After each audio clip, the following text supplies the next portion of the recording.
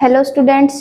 तो आज की जो हमारी वीडियो है उसका टॉपिक है थ्योरम है। ये एक 8.2 नाइन्थ क्लास की नाइन्थ क्लास में जो 8th चैप्टर है क्वाड्रिलेटरल, उसकी जो सेकंड थ्योरम है वो आज हम करेंगे।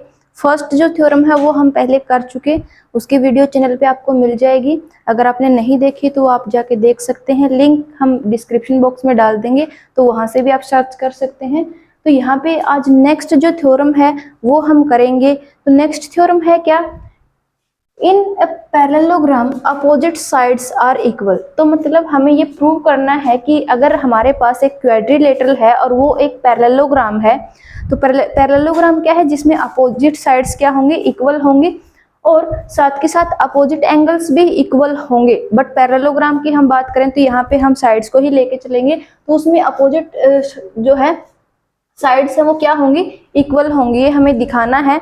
अपोजिट साइड्स अगर पैरेलल हैं तो वो क्या होंगी, इक्वल भी होंगी, और ये हमें यहाँ पे प्रूव करना है। वैसे तो हमें पता है कि पैरेललोग्राम में अपोजिट साइड्स जो वो इक्वल भी होती हैं और पैरेलल भी होती हैं, बट यहाँ पे हमें वो प्रूव करना है।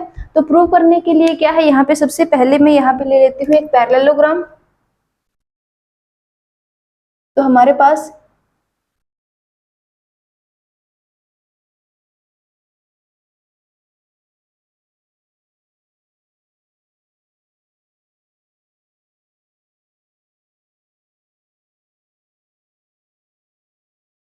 ये एक पैरेललोग्राम मैंने ले ली है, ए बी सी और डी। ठीक है, तो यहाँ पे क्या है, ये एक जो क्वाड्रिलेटरल है ये मैंने बोल दी कि ये क्या है, पैरेललोग्राम है। तो पैरेललोग्राम है तो क्या होगा, तो यहाँ पे जो लिया है वो मैंने लिख लिया है, let A B C D is a parallelogram, यानी समानांतर चतुर्भुज, जहां पे आमने सामने की साइड्स क्या होंगी, पैरेलल होंगी। तो यहाँ पे जो ए बी ए डी है that will be parallel to B C, and जो ए बी है that will be parallel to C D. ठीक है, जो ए डी है वो पैरेलल होगी बी सी के, और जो ए बी है वो पैरेलल होगी डी सी के। ये हमारे पास गिवन है, और हमें प्रूव क्या करना है, टू प्रूव क्या करना है, हमें प्रूव करना है। यहाँ पे मैं थोड़ा हाईलाइट करके लिख देती हूँ ताकि आपको ध्यान में रहे कि हमें प्रूव क्या करना है। ये वो चीज है जो हमारे पास गिवन है, क्योंकि इन्होंने बोला था कि एक पैरेललोग्राम है तो उसकी अपोजिट साइड्स क्या होंगी, इक्वल होंगी। तो हमने एक एबीसीडी पैरेललोग्राम ले ली। अब पैरेललोग्राम है तो कंडीशन हमने लगा दी कि जो आमने सामने की साइड्स क्या होंगी, पैरेलल होंगी। तो ये एडी जो है वो पैरेलल होगी बीसी के, और जो ए बी है वो पैरेलल होगी सी डी के।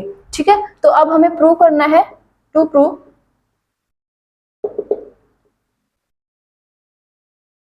AB is equals to CD and AD is equals to BC।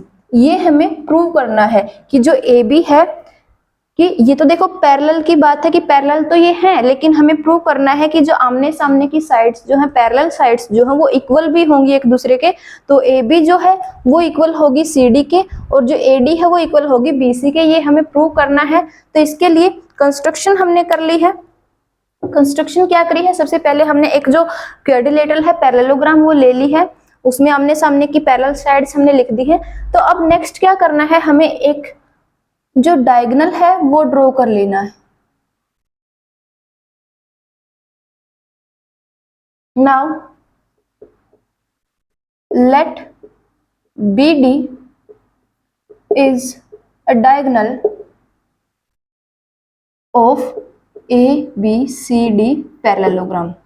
ठीक है, तो यहाँ पे हमने क्या ले लिया, जो BD है वो एक डायगोनल ले लिया, किसका, ABCD पैरेललोग्राम का। ठीक है, तो अब यहाँ पे देखो जो डायगोनल है वो हमारी जो पैरेललोग्राम की साइड्स हैं उनके साथ एंगल्स बना रहा है।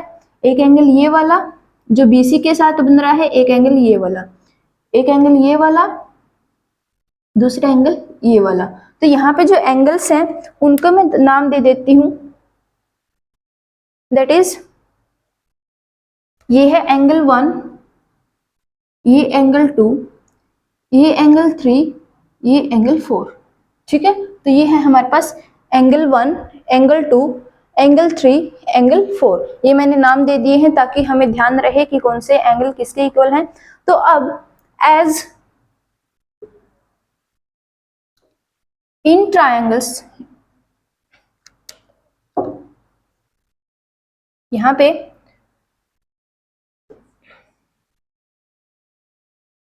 एज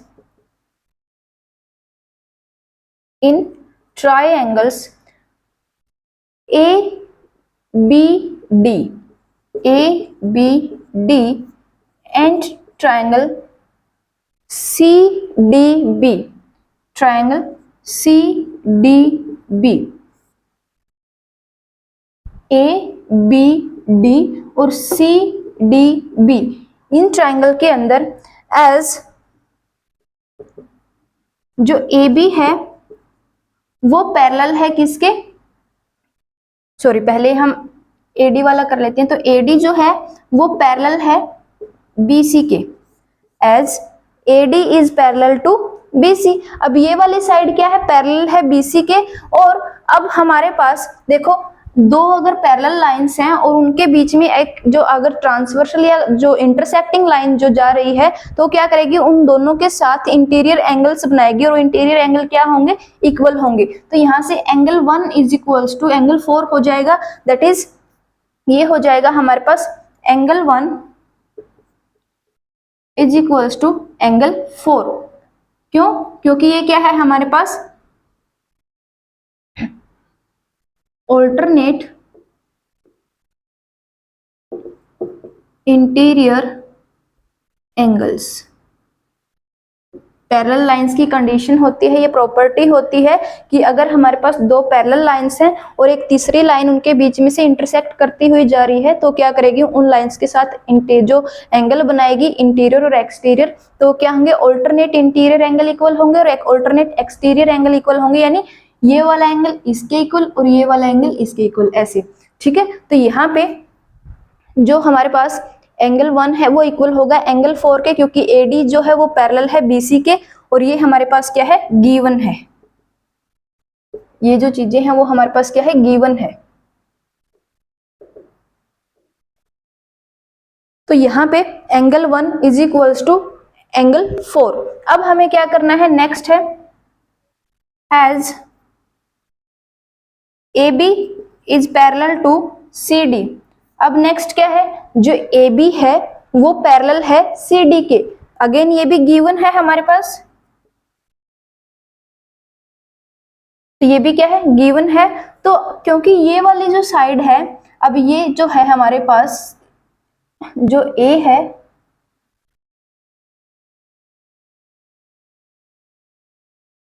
तो ये जो साइड है हमारे पास ए बी वो पैरेलल है सी डी के। तो ये भी तो दो पैरेलल साइड्स हैं और उसके लिए भी जो बी डी है वो क्या है, एक इंटरसेक्टिंग है, ट्रांसवर्सल लाइन है। तो क्या करेगी, ये इनके साथ जो एंगल बनाएगी वो भी क्या होंगे, ऑल्टरनेट इंटीरियर एंगल होंगे और वो इक्वल होंगे। ठीक है, तो यहाँ पे एंगल 2 इक्वल हो जाएगा एंगल 3 के। तो angle 2 is equals to angle 3, again alternate interior angles. ठीक है, तो यहाँ पे क्या है, क्योंकि हमारे पास जो AD था वो पैरेलल था BC के और जो BD थी वो क्या थी, एक ट्रांसवर्सल लाइन थी, या कह लो एक इंटरसेक्टिंग लाइन थी दो पैरेलल लाइन के बीच की। तो ये जो एंगल बनाएगी इन दोनों पैरेलल लाइन के साथ वो क्या होगा, इक्वल होगा। इसने AD के साथ बनाया एंगल 4 और BC के साथ बनाया एंगल 1, तो angle 1 is equal to angle 4 हो गया। ऐसे ही अब अगेन AB पैरेलल है CD के और जो BD है वो क्या है, एक इंटरसेक्टिंग लाइन है। तो जो BD इन दोनों के साथ जो एंगल बनाएंगे वो भी इक्वल होंगे। तो यहाँ पे एंगल 2 जो है वो इक्वल हो गया एंगल 3 के साथ। ठीक है, तो यहाँ पे एंगल 1 इक्वल हो गया एंगल 4 के साथ, एंगल 2 इक्वल हो गया एंगल 1 के साथ, सॉरी हाँ, एंगल 2 इक्वल हो गया एंगल 3 के साथ। अब क्या है, नाउ यहाँ पे मैं इसको थोड़ा नीचे लिख देती हूँ क्योंकि कंडीशन हमने थोड़ा नीचे लिखी है। तो ये क्या है, क्योंकि हमारे पास क्या है, जो AB है वो पैरेलल है CD के, तो एंगल 2 इक्वल टू एंगल 3 हो गया और ये क्या है, ऑल्टरनेट इंटीरियर एंगल है अगेन। नाउ एज जो BD है इज इक्वल्स टू DB, जो बी डी है वो क्या है, डीबी के यानी खुद के तो इक्वल है ही, क्या है ये, कॉमन लाइन है, कॉमन साइड। ठीक है, तो कॉमन साइड है तो क्या होगी, ये खुद के तो इक्वल होगी।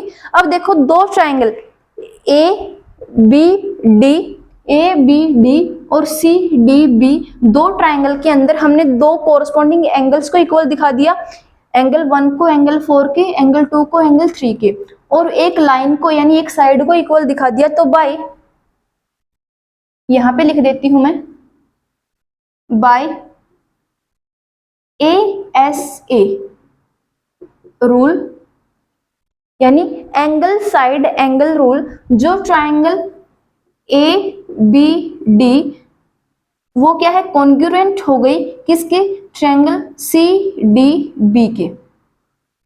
जो हमारे पास बाय एंगल साइड एंगल, क्योंकि दो एंगल हमने इक्वल दिखा दिए, कोरस्पॉन्डिंग एंगल्स जो थे दो ट्राइंगल के, और एक साइड उनकी इक्वल दिखा दी, तो यहाँ पे क्या है हमारे पास ASA, जो कॉन्ग्रुएंसी की जो हमारे पास कंडीशन होती है कि अगर हम दो एंगल और एक साइड को, दो ट्राइंगल के दो कोरस्पॉन्डिंग एंगल्स और एक कोरस्पॉन्डिंग साइड को इक्वल दिखा दें, तो दोनों की दोनों जो हमारे पास ट्राइंगल्स होंगी वो क्या हो जाएंगी, कॉन्ग्रुएंट हो जाएंगी। तो यहाँ पे इसी कंडीशन के by ASA rule, triangle ABD is congruent to triangle CDB।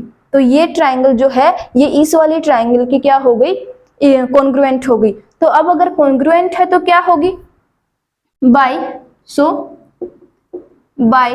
CPCT rule, by CPCT rule. तो यहां पे थोड़ा सा मैं इस साइड ही लिख देती हूं इसको,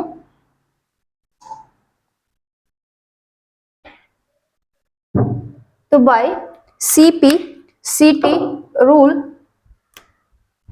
बाय CPCT रूल क्या हो जाएगा, CPCT रूल क्या है, ये भी कॉन्ग्रुएंसी की कंडीशन है कि अगर हम किसी भी एक कंडीशन की हेल्प से दो ट्राइंगल को मतलब कॉन्ग्रुएंट दिखा दें, तो उनके जो कोरस्पॉन्डिंग पार्ट होंगे, कोरस्पॉन्डिंग पार्ट ऑफ जो कॉन्ग्रुएंट ट्राइंगल हैं उनकी क्या हो जाएंगे, वो इक्वल हो जाएंगे। तो यहाँ पे बाय CPCT रूल जो साइड AB है that will be equal to CD and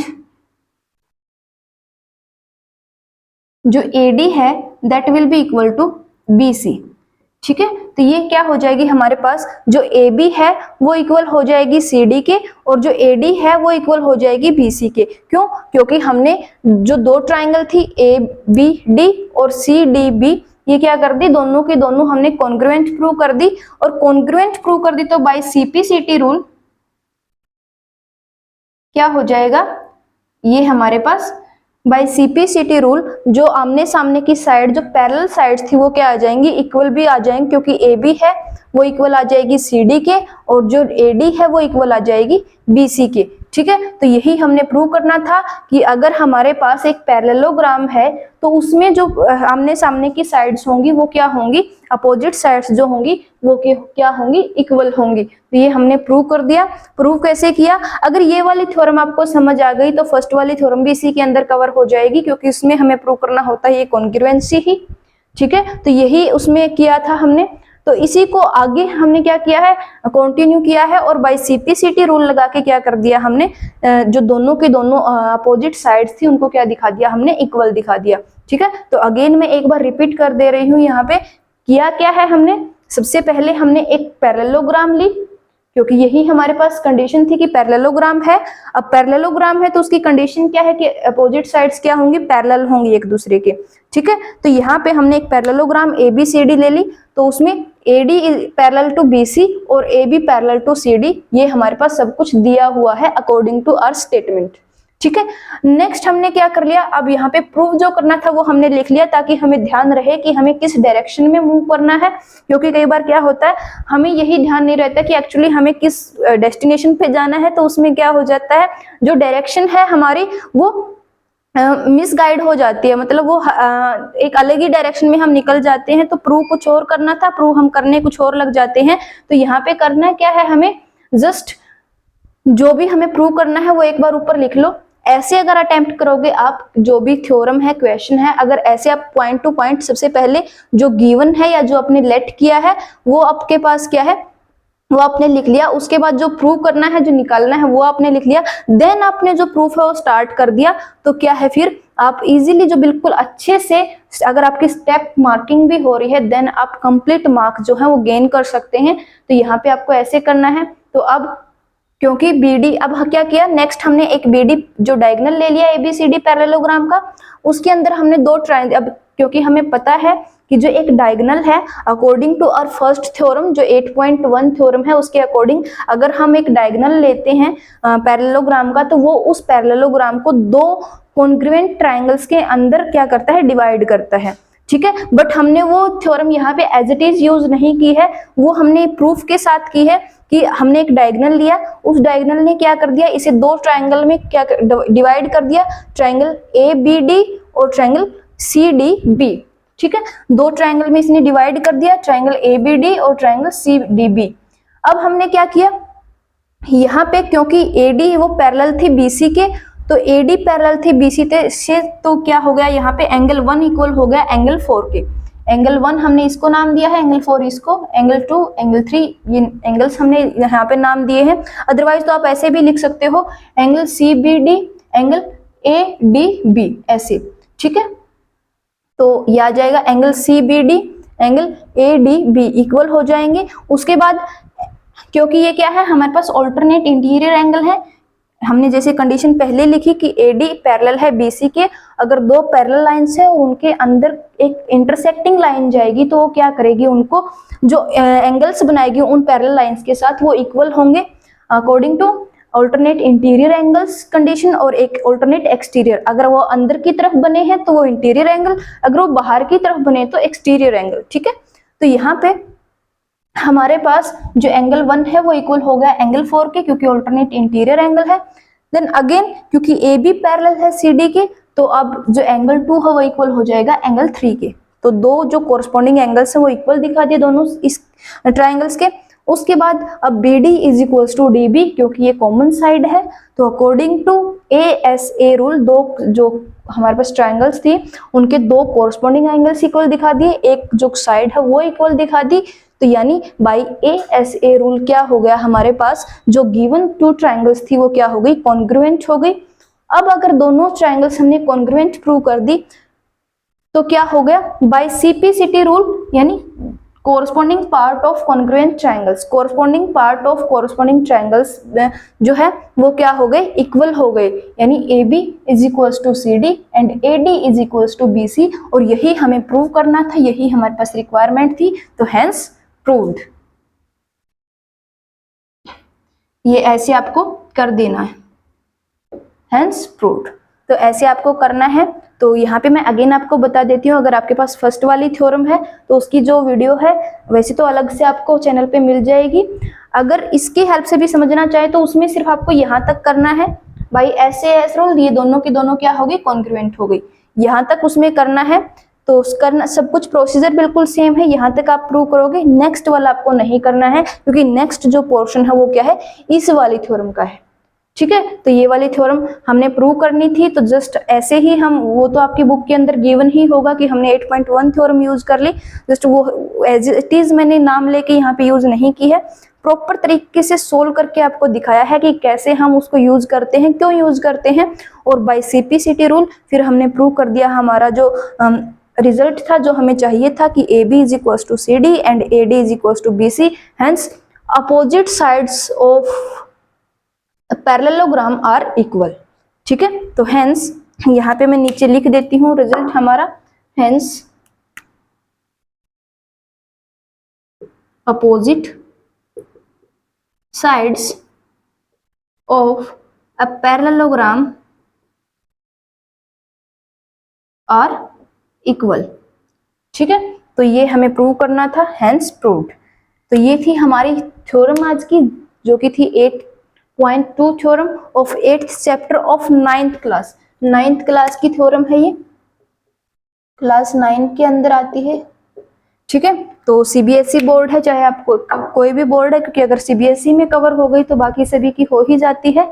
ठीक है, तो एनसीईआरटी मैथ के जो 9th क्लास का जो मैथ है, एनसीईआरटी मैथ, उसके 8th चैप्टर की सेकंड थ्योरम ये हमने की है। तो उम्मीद है कि ये थ्योरम आपको अच्छे से समझ आ गई होगी और एग्जाम में आपकी एग्जैक्ट थ्योरम ही आ जाती हैं बिल्कुल।